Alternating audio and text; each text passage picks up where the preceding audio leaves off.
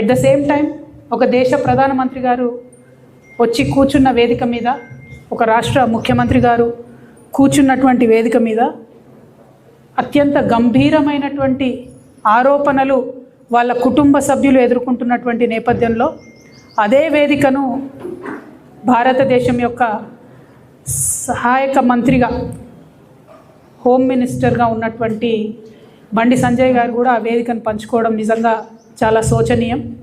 ఎందుకంటే వారి కుటుంబ సభ్యులు అత్యంత గంభీరమైనటువంటి ఆరోపణలు ఎదుర్కొంటున్నటువంటి తరుణంలో ఆ వేదికను వారంతట వారే పంచుకోకుండా ఉంటే బాగుండేది, మర్యాదగా ఉండేది.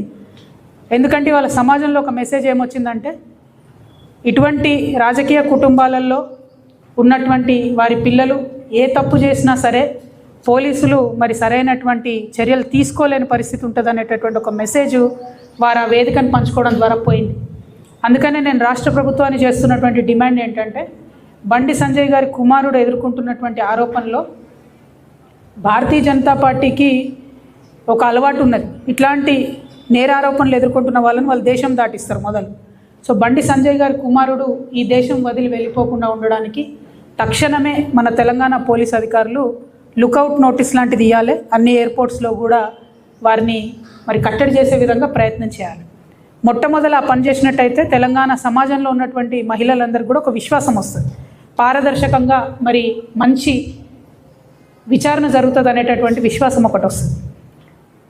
ముందు తనని కట్టడి చేసిన తర్వాత మరి అమ్మాయి వాళ్ళ మీద వీళ్ళ మీద అమ్మాయి వాళ్ళు రకరకాల కేసులు పెట్టుకున్నారు. అది కోర్టు చట్టం ఎట్లా డిసైడ్ చేస్తే అట్లా జరుగుతుంది. కానీ ముందు తను బయటకు వెళ్లకుండా చూడాలి, పోలీసు వాళ్ళు విశ్వాసాన్ని కల్పించాలి. రెండవది, కొన్ని పార్టీల వాళ్ళు ఒక ట్వీట్ వేసేసి మొత్తం సమస్యను ఏదో పరిష్కారం చేసినాము అనేటటువంటి ఆలోచనతోని అవాకులు చెవాకులు నా మీద వాగుతున్నటువంటి సందర్భాన్ని మనం చూసినాం.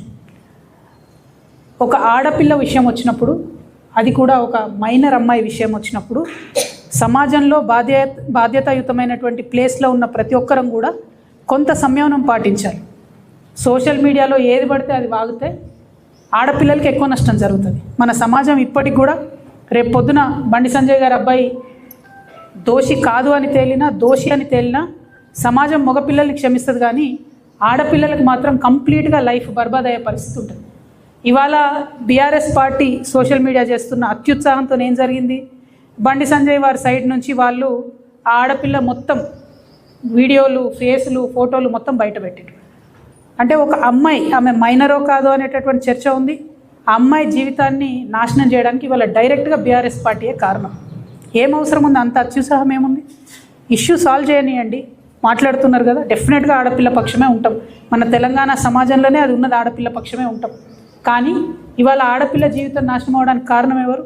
ఎందుకు అమ్మాయి ఫోటోలు బయటికి రావాలి, అమ్మాయి వీడియోలు బయటికి రావాలి? నేను పోలీస్ శాఖ వారిని కోరుతా ఉన్నాను, ఎవరెవరైతే ఆ అమ్మాయి ఫోటోలు, వీడియోలు పోస్ట్ చేసిండ్రో ఆ సోషల్ మీడియా అకౌంట్స్ బ్లాక్ చేయండి, వారిని ఖచ్చితంగా అరెస్ట్ చేయండి.